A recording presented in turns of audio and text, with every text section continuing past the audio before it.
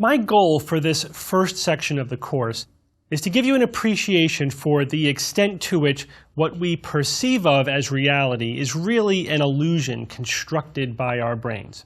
In previous lectures, we saw how perception is not only highly filtered but also constructed.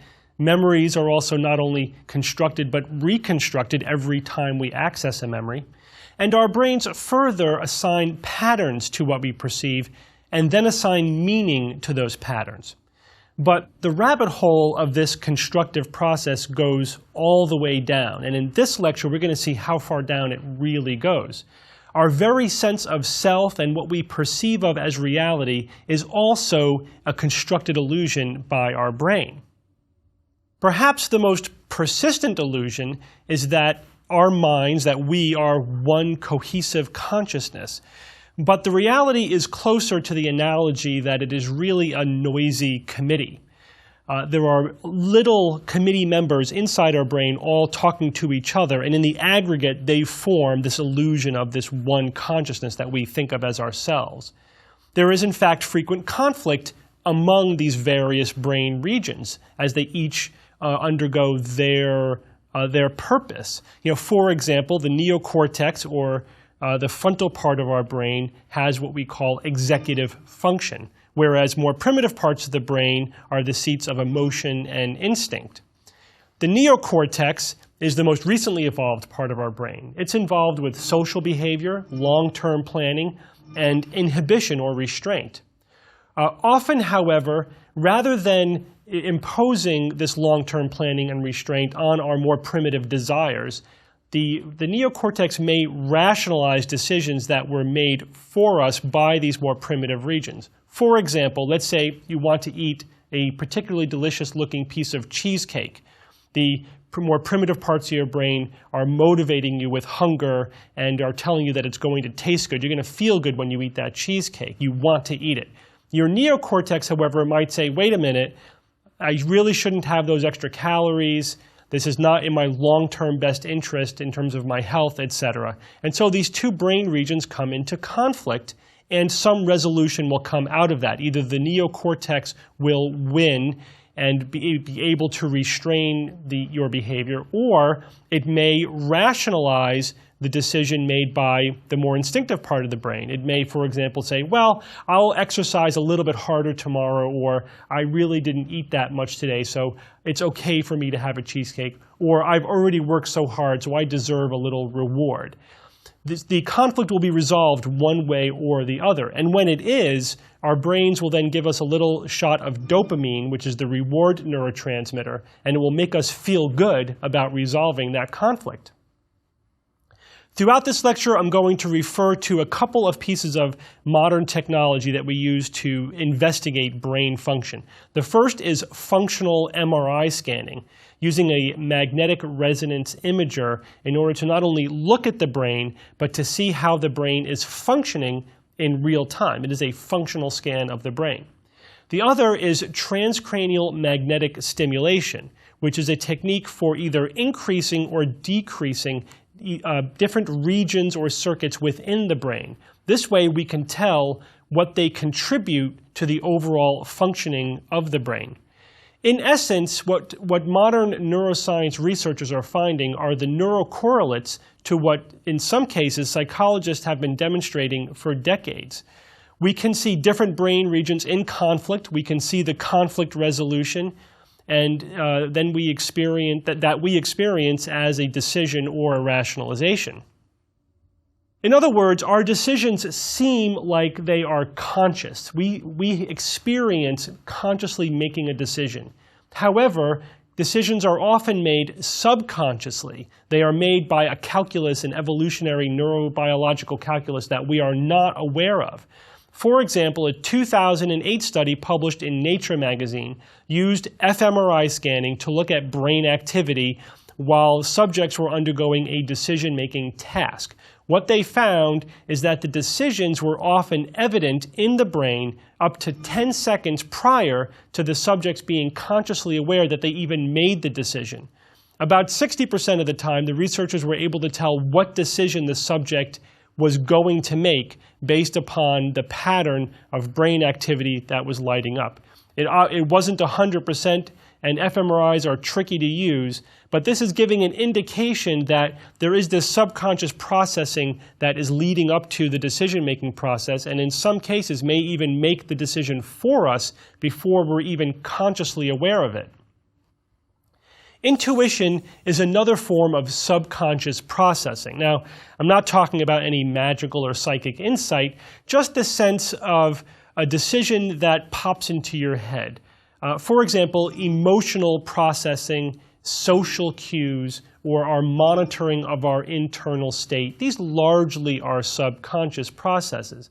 Especially, for example, social cues. We respond quite a bit to body language, facial expression, and other things in ways that we're not consciously aware of. We just know that we feel a certain way about someone or about a situation without being able to consciously deconstruct exactly why we feel that way. Emotions are involuntary and subconscious. We don't choose to feel angry, we just feel angry. We then invent a reason to explain why we feel a certain way with varying degrees of insight. Explanations we invent, by the way, are typically highly self-serving. We're very easy on ourselves when we're explaining our own feelings and behavior. This subconscious processing goes beyond emotions, however. It also extends to other types of processing, like searching for a particular memory or even problem solving. For example, have you ever had the experience of looking for something that you misplaced, and then at some time, when you're not even consciously focusing on the problem anymore, the answer just, quote-unquote, pops into your head. You suddenly remember where you left your car keys, for example. That's because your brain was continuing to try to solve the problem, to search your memories for the location of whatever it is you were looking for, even though you weren't consciously paying attention to it. And then when the pattern was found, the match was made, that information then popped into your conscious awareness. A good everyday example of subconscious processing in the brain. There is one theory that has emerged recently in order to explain how the brain works in terms of consciousness called the global workspace. The idea is that while all the different various brain regions are like different committee members, their own little consciousness, that they all report to some central, broadly distributed network within the brain called the global workspace. If anything could be said, therefore, to be the seat of consciousness, it is this global workspace, this part of the brain. And you could also look at it as a final common pathway of all decisions, and all consciousness goes through this one central organizing area. However, recent evidence argues against the existence of a global workspace. There appears to be only a committee and no boss or no central location that they all report to. They're all just talking to each other. And consciousness, therefore, is just the aggregate behavior of all of these little committee members all acting together.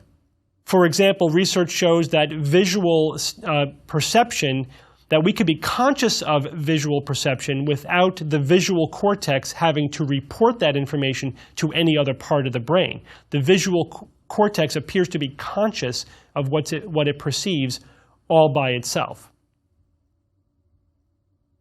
Decisions can be altered by altering the function of different specific brain regions as well. So you could think of this as removing one of the committee members from the discussion, and therefore the aggregate decision of that committee is altered because it's missing the input of that one piece of the brain. For example, researchers have inhibited the right temporal parietal junction using TMS, transcranial magnetic stimulation. That part of the brain is involved with what we call the theory of mind, the ability to think about the intentions of other people. Essentially, this is the part of the brain that gives us the insight, understanding into the fact that other people have their own mind, their own will, their own agency, and then therefore we can speculate about what someone else might be intending to do. Obviously a very adaptive thing to be able to do in a social species. When that part of the brain was inhibited, it altered the ability of subjects to make moral judgments. those moral judgments that specifically require a theory of mind in the calculus. For example, if the intention of another person was important to deciding how guilty they are, did they intend harm or was it an accident, then the ability to make that moral judgment was impaired by magnetically decreasing the function of a specific piece of the brain. Cravings are another example. The insular cortex is often responsible for translating physical sensations into emotions. For example, interpreting a rapid heartbeat as feeling anxious, but also interpreting the symptoms of physical withdrawal into cravings for the thing that we're withdrawing from. A study showed that patients with damage to their insular cortex lost these cravings, lost the emotional desire to engage in drug seeking based upon their physical withdrawal symptoms. In many of these cases, patients who had been lifelong smokers, who had made multiple attempts to quit smoking unsuccessfully, found that after they had a stroke, for example, in the insular cortex, that they were able to immediately and easily quit smoking. They essentially lost all of their cravings. Let me discuss the split brain experiments. This is a classic type of neuroscience experiment that demonstrates, I think, very nicely the manner in which our different parts of the brain construct our aggregate consciousness. These experiments were first done by Roger Sperry and Ronald Myers in the late 1950s, and then later were reproduced by many other researchers. This research involves patients who have had the right hemisphere and the left hemisphere of their brain separated surgically, usually to treat epilepsy, to prevent seizures from spreading from one part of the brain to another part of the brain, decreasing the number and severity of those seizures, hopefully. So these patients, about 90% of the communication between the two halves of their brain is therefore separated. This creates a wonderful opportunity to test the aggregate consciousness of one hemisphere separate from the aggregate consciousness of the other hemisphere. This means that the two hemispheres contribute their own bit of consciousness but are not combining them together. So, for example, in one classic experiment, the experimenters would show a series of objects to the right hemisphere of the subject with the split brain. The right hemisphere in most people is the non-dominant hemisphere and the one that is not engaged in language. So the right hemisphere, in essence, is mute. It doesn't have the ability to speak or to understand language. The left hemisphere is where language is. But because the two hemispheres of the brain were separated, they were able to show only the right hemisphere an object and then see how the individual responded to that information. So in one example, they would show a subject something like a bottle of Coca-Cola, and then just the right hemisphere. And then they would, immediately after that, show the subject a series of objects, of 20 objects or so, one of which is a bottle of Coca-Cola, and they would tell the subject to pick one of those objects. The subject would then pick the bottle of Coca-Cola. They were then asked, why did you choose the bottle of Coke? Now, the researchers are asking the left hemisphere why the right hemisphere chose the bottle of Coke. The left hemisphere doesn't know because it wasn't involved in that decision. It didn't see the bottle of Coke previously. It's not privy to that information because of the lack of communication. So what the left hemisphere does is it confabulates or makes up a reason. The subjects typically say something like, I was thirsty. That's why they chose the bottle of Coke. They don't say, because I typically do strange things while I'm in this lab and you're experimenting on me. They don't say, I don't know, I just felt like that was the right choice. They invent a reason that they actually believe is the reason why they chose the Coke, when we know experimentally that it wasn't. They chose it because their right hemisphere was just shown a picture of the Coke. There's more evidence that our everyday sense of reality is constructed beyond this classic experiment of the split brain experiments. Everything we take for granted about our concept of existence is specifically constructed by the brain. The sense that we are separate from the rest of the universe, for example. We take for granted that we feel as if we are a self-contained entity. But infants actually do not appreciate, as far as we could tell, where they end and the rest of the universe begins. They feel, in other words, one with the universe. There are drugs that can inhibit brain regions, like the temporal lobes, that are involved in this feeling of separateness, that we are a separate entity from everything else. And when those brain regions are inhibited, that can give an individual a powerful sense of being one with the universe, which is often interpreted as a profound spiritual experience. But it's really just inhibiting a very fundamental way in which our brains construct our sense of self and reality. The sensation of being inside your body. Usually we feel as if not only do we occupy our bodies, but we exist somewhere behind the eyes.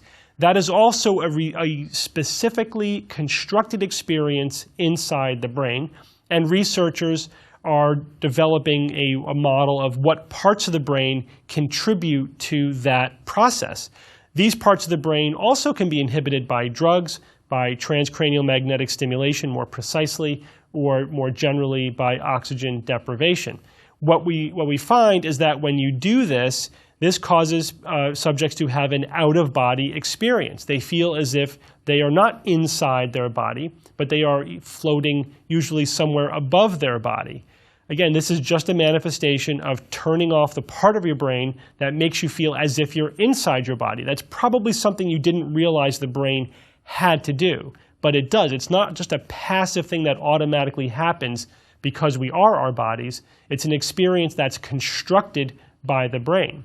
We further know this because we can trick the brain into locating our sense of self somewhere outside the body. There is now a series of experiments in which visual and tactile or touch cues are used to trick the brain into making us feel as if we are somewhere else. For example, subjects can be made to wear virtual reality goggles where they see an image of themselves. So, for example, there might be a camera that's videotaping them in real time and showing the subject the image of themselves. And then the virtual image will be touched at the same time that the subject is physically touched in the same location. So the person will see the figure standing in front of them being touched on the right shoulder while they feel their right shoulder being touched. And that consilience of the visual input and the tactile input tricks the brain into suddenly making the person feel that they are occupying this virtual avatar that they're seeing. They now feel that they're in the body that appears to be standing 10 feet in front of them. There is also something that neuroscientists call the ownership module. Again, something that you may not have thought your brain needs to do. This creates the sense that we own and control the different parts of our body. What these networks in the brain do is compare sensory information, which is both visual and proprioceptive, in addition to muscle feedback, to our intentions. So, for example, the motor planning part of our brain may say that I want to raise my left arm up. And then I see that my left arm is being raised up. I feel my arm moving through three-dimensional space, and the muscles are telling me that they're executing the commands that I just gave to them. When these all match up, then the ownership module says, yes, I own and control my left arm. If, however, there is a disruption in this circuit, by a stroke, for example, then we do not feel as if we own or control the limb. This will give us the sense that what is called alien hand syndrome. The arm will feel as if it's moving of its own will, that I am not in control of my own arm. This is very similar to the phantom limb phenomenon. So the ownership, in this case, the ownership module still owns a limb, but the limb is either dead or is even not there. Amputees often experience this. So for example, that circuitry in the brain that is telling me that I own and control my left arm might still be functioning even after my left arm is amputated, so I will perceive as if there's a limb that's not there. This can result bizarrely in what's called a supernumerary phantom limb. This is a very rare syndrome that has been described numerous times, however, in the neurological literature. What happens is if a stroke eliminates the motor control of a limb so that the limb is paralyzed, but it doesn't disrupt the ownership module circuitry, then that ownership module still functions, but it doesn't have a limb to control. So it in essence, manufactures a virtual limb that it can control. It creates the illusion of an extra arm, perhaps emerging from the middle of my body. I will see that extra limb that's not really there. I will feel it. I will be able to control it by my own perceptions. If it itches, I'll be able to scratch it and relieve the itch. Of course, the only thing I won't be able to do with it is to manipulate external reality, because this limb only exists as a construct in my brain. There is even one case in the literature of a man after suffering a stroke who had 6 supernumerary limbs emerging from his body. These later did disappear. The brain is plastic and can adjust to these lesions, and so this is often a temporary phenomenon. I mentioned previously alien hand syndrome. This is the opposite disconnection from a phantom limb, where the sensory information does not match the motor intentions. And this is often a fascinating syndrome. For example, subjects who suffer from this may feel as if their hand is acting on its own accord. There is one case, for example, in which a woman was emptying the contents of her purse onto the ground and had no awareness that her hand was doing this. To her perceptions, it was acting all on its own. Here's, however, is a more everyday example of a little bit of a disconnect between our consciousness and our motor control. It's called the ideomotor effect. The ideomotor effect is essentially subconscious motor control, little motor movements that serve a purpose, but that we are not fully conscious of. Probably one of the most common examples of this is when you're driving to a location, and most drivers will have this experience. You arrive at your destination, and you can't really even remember having driven there. You were distracted, you were lost in thought, but you went through all of the motor movements to drive, which can be fairly complicated, without really expending any conscious effort to do so. It all happened more in the subconscious parts of your brain. The Ouija board is another common example where you have 3, 4, 5 or so people all with their hands on a little planchette, which then moves across a board on which are written letters and numbers. And the game is that you're supposed to ask the spirits or whatever a question, and then the planchette will appear to move by itself in order to spell out an answer.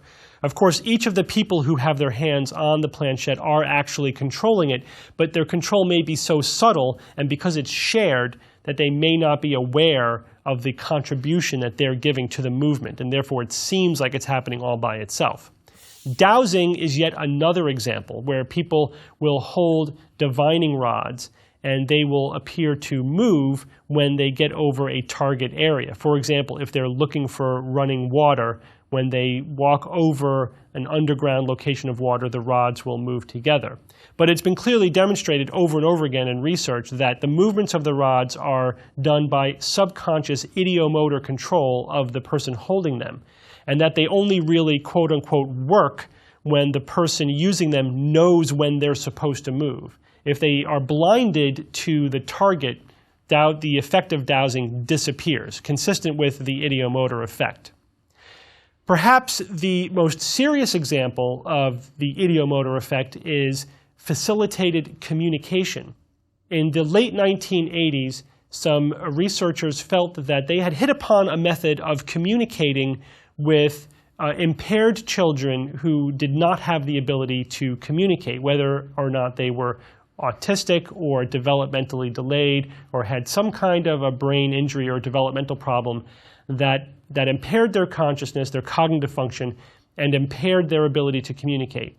The idea was that maybe some of these children actually are a lot brighter than they appear to be. They have a much more cognitive function than is apparent, but they simply don't have the ability to speak, and maybe they don't have the motor function to communicate with, for example, a keyboard. Therefore, a facilitator was employed.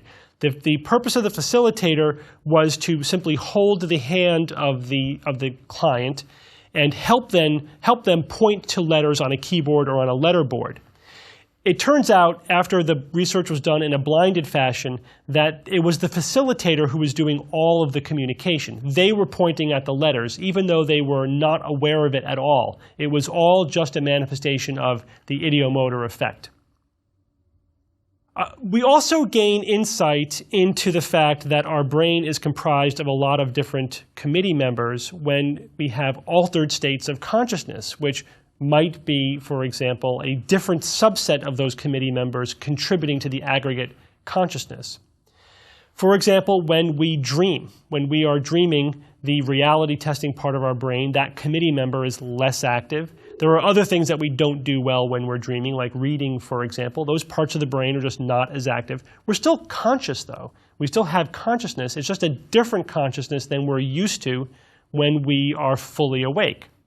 Also, we may experience extreme sleep deprivation. You may have experienced the intoxicating effect of certain drugs, for example.